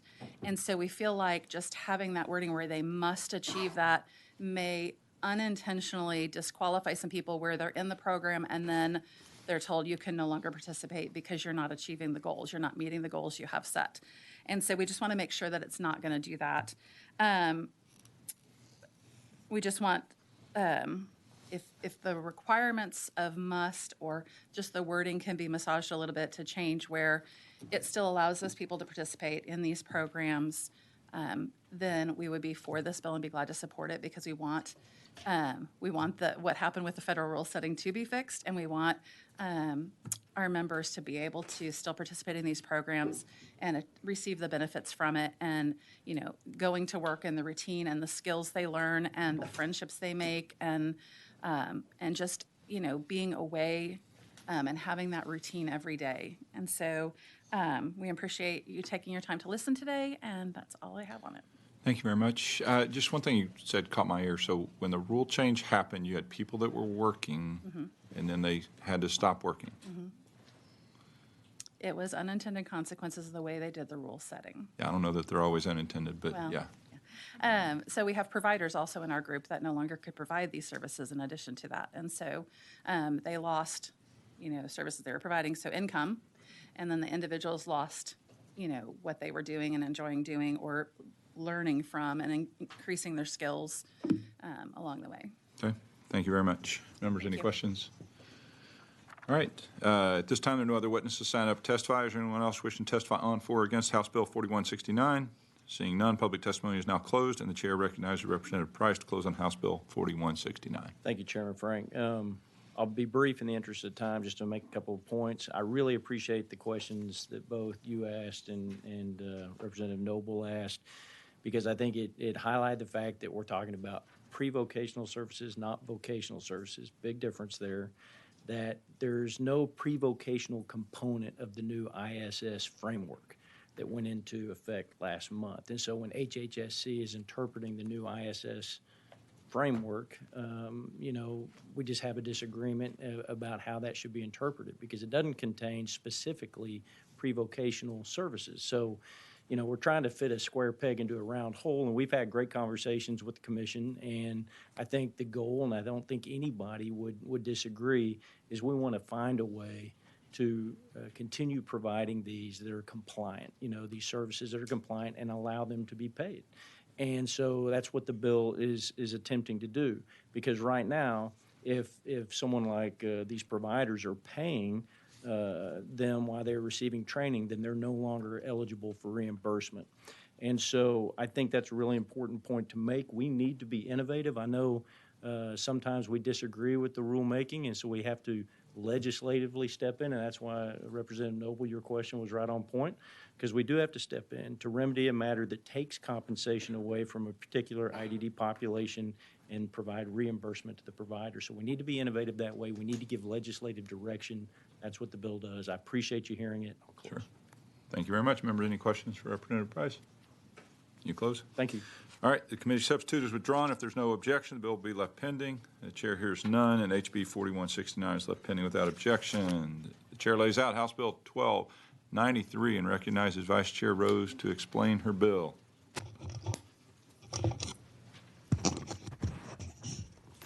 Thank you, Mr. Chairman.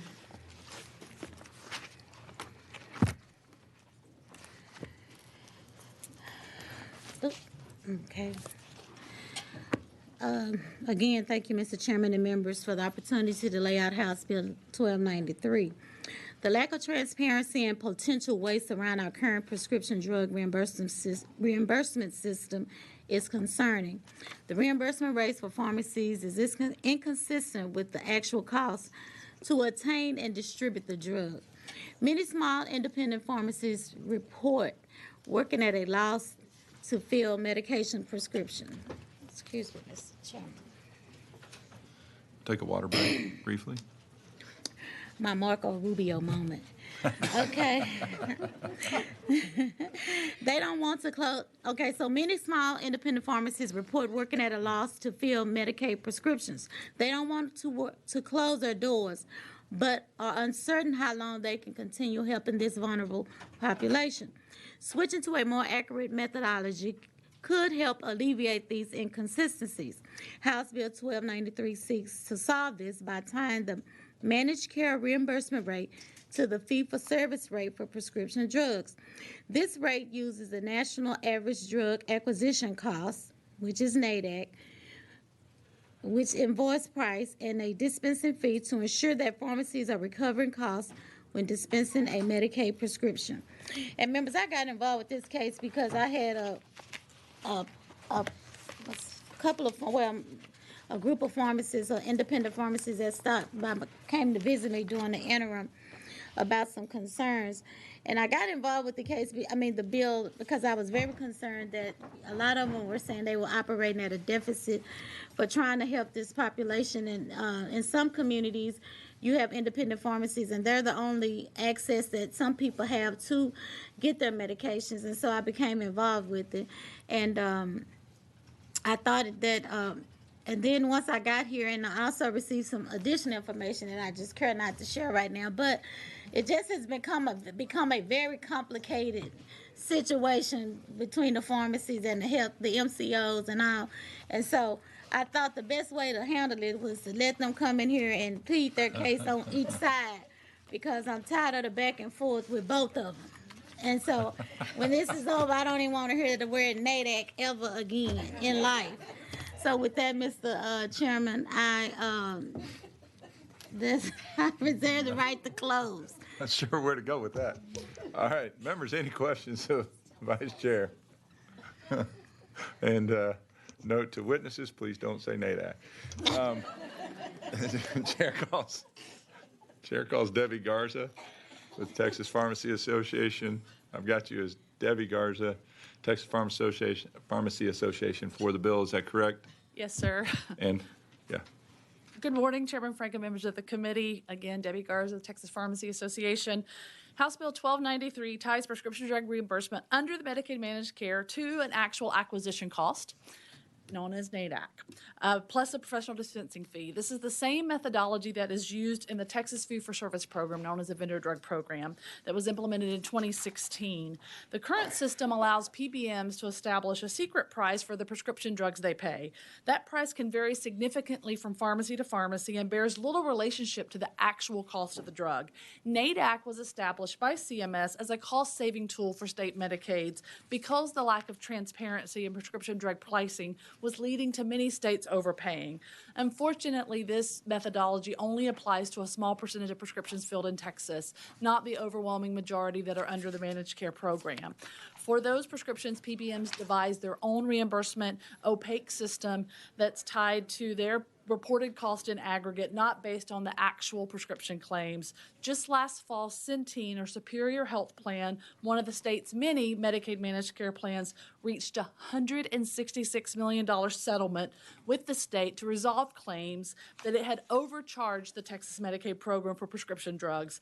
That would not have happened had this bill been in effect. There are countless examples of similar occurrences across the country, leading to 10 states and more in the process of requiring the managed Medicaid organizations to use this transparent reimbursement system as called for under House Bill 1293.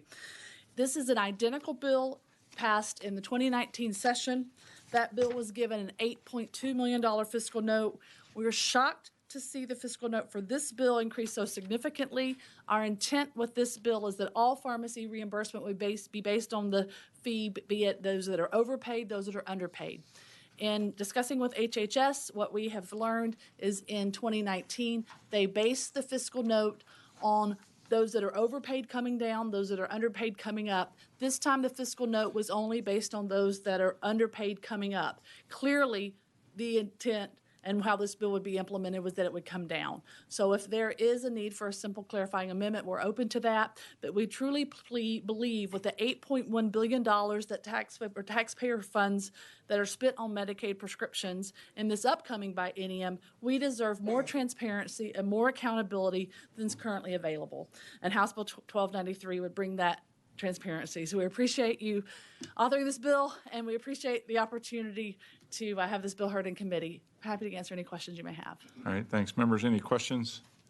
So because this really is a complex issue, we've had discussions with both sides, and I really do think, in addition to this bill, actually, I think it's very worthy of an interim charge or interim study on it, because it is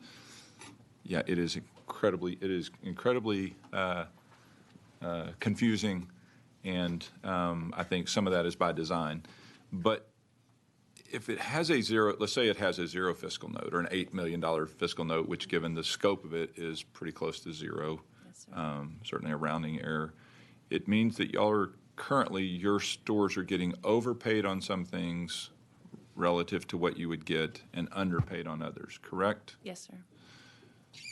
So why does it matter? It matters because we believe in transparency. The pharmacy benefits managers operate in an opaque system with very little oversight. And at the end of the day, what happened federally that made this come into play is reimbursements in prescription drugs and Medicaid was based on what was called an estimated acquisition cost, i.e. an average wholesale price that everybody kind of termed as ain't what's paid. It's a sticker price. So what happened was, let's go to an actual acquisition cost basis that's based on the actual invoices, the pharmacists that show what pharmacists are being paid. And that's what this is about. So it's a benchmark that we truly believe is transparent, that we truly believe when that is utilized, not only does the state have that transparency, but pharmacies too understand and can have some predictability and understanding in terms of the Medicaid program. And at the end of the day, it's fair and equitable pricing. So that is our belief, is truly the games that are played in prescription drug pricing. I know you've heard about it in so many other committees. This bill gets at that, particularly in Medicaid, and really makes it to where this could be easily looked up. People know what this is about, and it levels that playing field. Okay, and that, the word that we won't mention, that price is set by what actually gets paid in the market, right? It's based on surveys. So Myers and Sullivan surveys. is the company that the Centers for Medicare and Medicaid Services contract with. So they do this survey across the country, and it's then updated weekly with regards to the new actual invoice prices, as opposed to sometimes the other prices that are published by the manufacturers. They may not change very frequently, and this is basically keeping this set to what the market prices are and what's being purchased at that time.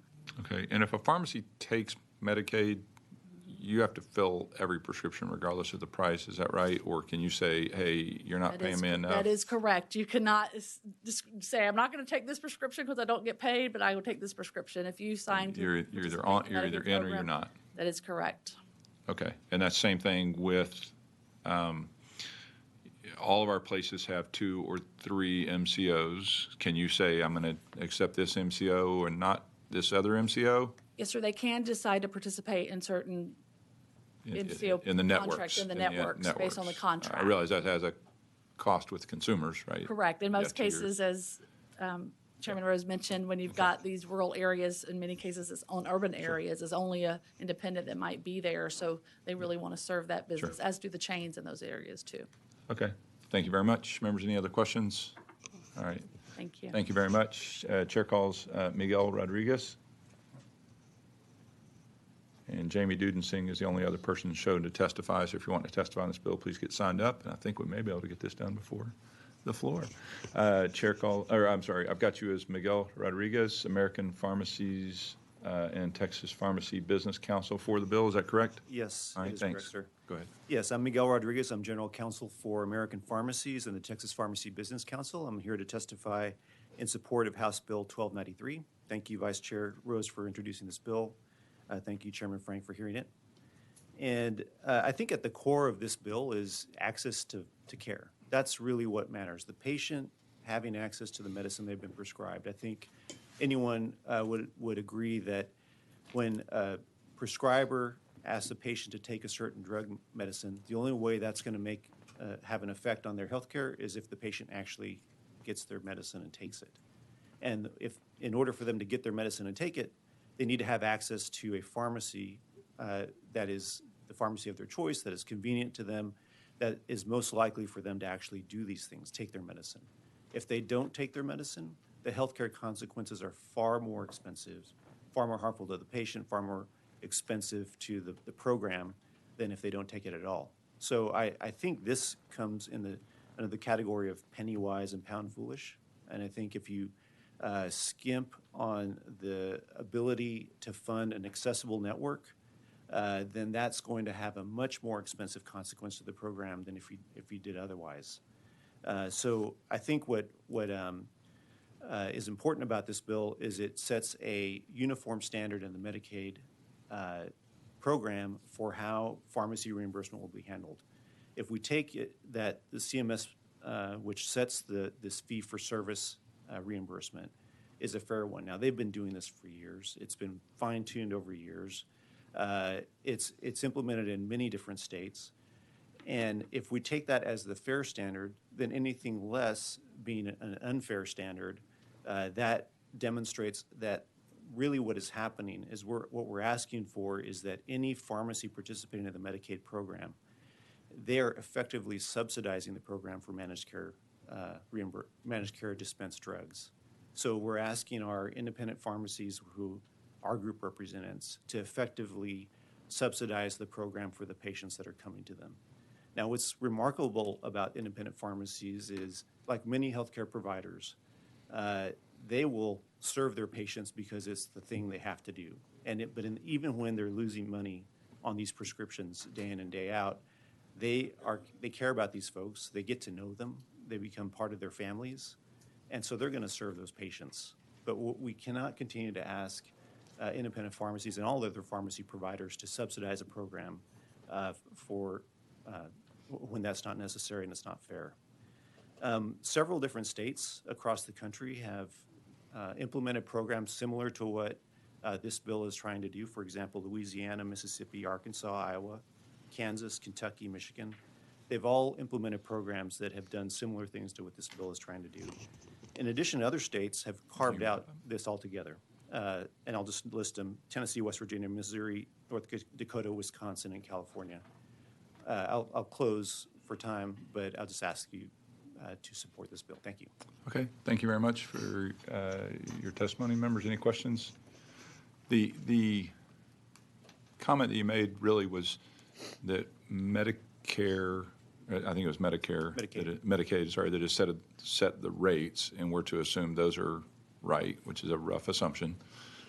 And anything less than that, because we have asked the MCOs to make things more efficient. Sometimes I think they do a great job of it. Sometimes I scratch my head. But we want them to, I want them to be fair, but I also want them to be working efficient. That's also kind of that's the challenge. We want the margins pushed down because we're trying to run it intelligently. But I guess to me, I just would push back on that part. You're saying anything that's not set at Medicaid is too low and is unfair and is subsidizing. I'd only say it in this sense, that if you want to evaluate fairness, the way that CMS mandates that these fee-for-service reimbursement is done is by conducting surveys of actual invoice costs for prescription drugs. And because the number that's come up with is by actually looking at the price paid and reflecting that on an average basis, so some are higher, some are lower, that it comes closest to being a true fair cost. So you could probably disagree and argue over whether it should be a little bit more or a little bit less, but as far as using actual data to come up with a number, it is a scientific method of doing it as opposed to an arbitrary method that's currently being employed. Okay, thank you very much. Do you have an idea what the delta is, what the difference is between Medicaid and where we are in the state in terms of how much less we're paying? Because it would seem to me that would be a fiscal cost to the state, which may be fair to do, but if we're literally paying more, then that is going to be a fiscal note. Now, maybe not the 100 million that we've got on here, but I would assume that. Do you know what the difference is? I unfortunately, without access to the data, I could not calculate it. Okay. And I think Ms. Garza made some important points in terms of there's going to be, per claim basis, there's going to be some winners, some losers. But what that actual delta is at the end of the day needs further analysis. Okay, thank you. Members, any other questions? All right. Thank you. Chair calls Jamie Dudensing, Texas Association of Health Plans, against the bill. Is that correct? Yes, sir. And I show nobody else wishing to testify, so which would be beautiful. Oh, you can give them double. Oh, there you go. All right, thank you. Yeah, she wanted to hand that to you. Just kidding. My name is Jamie Dudensing. I'm the CEO of the Texas Association of Health Plans, and I am testifying respectfully in opposition of House Bill 1293 today.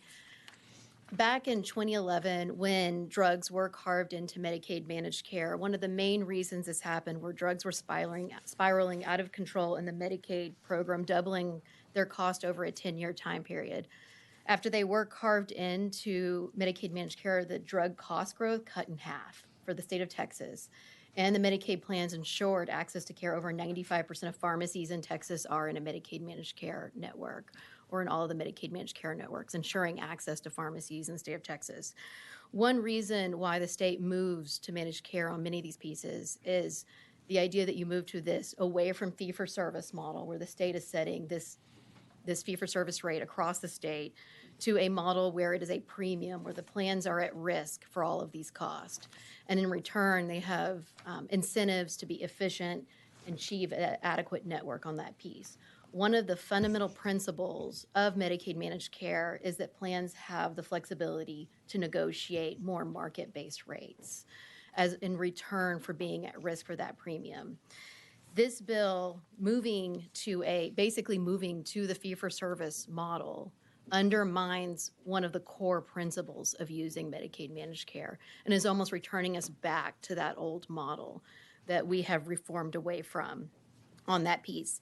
And in particular, for this, moving to this particular fee-for-service model, what I would say is it's not just NADAC, but there's also the dispensing fee on this. And I think it's really important to point out on this, we have one plan that is moving to NADAC on that part. This becomes a competitive piece by each plan, whether they use MAC plus a wholesale acquisition price or whether they use NADAC to figure out that. You're saying one of the MCOs is moving to NADAC, and I suppose they're doing that to appeal to the pharmacies to make sure they have services, or different plans have different market-based approaches to figuring out what is the most accurate ingredient cost. They may not use NADAC exactly the way the state does, but I will tell you what almost no state that uses NADAC or what the MCOs do is what the fee-for-service dispensing rate is. Right.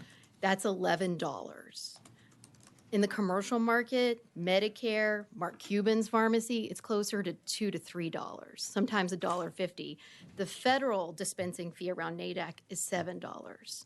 So you're talking about a very expensive fee-for-service rate for pharmacy, and that's why when you look at the fiscal note for the bill, when you asked about that delta, it's really moving to that larger dispensing fee across the board in that fee-for-service style way that's going to cost the state under this is $168 million GR for the biennium. That is a massive reimbursement increase on this piece. And while, I know the pharmacies are concerned about having a reimbursement increase on the financial piece of this, what I would say is we don't have an access to care issue in Texas.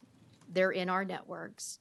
Individuals are not having a hard time going to and finding a pharmacy to receive their drugs.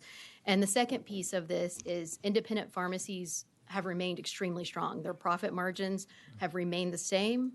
The numbers of them have consistently increased. There's been a 38% increase in independent pharmacies from 2010 to 2019. So we believe, one, it's already a healthy market. There's not an access to care issue that would warrant a full reimbursement increase to all pharmacies. Okay. One idea that we did bring up was if there are rural pharmacies, I'm sorry. I'll finish. Okay, thank you. Thank you. Members, any other questions? Yeah. Oh, yes, I have a question. All right. And we may, I'll tell you what. No, I mean, you don't have anywhere to go afterwards, or? Oh, I'm more than happy to finish. Well, we just got to adjourn for the floor. That's within a fine, minute. no, yeah, we can. So we can either, come back. do you want to? Okay. I mean, not like All right. Yeah, no. Okay, so. She'll be here all day. You'll be here all day. All right, thank you. I love being here all day. Thank you. We were going to try to finish, but if there's no, thank you. If there is no objection, House Bill 1293 will be left pending. Hearing none, the bill is left pending. The bill will be laid out as a pending business for more public testimony after the committee reconvenes. The chair moves that the committee stand in recess until final adjournment of the House or during bill referral. If permission is granted, is there objection? Hearing none, the motion prevails and the committee stands in recess.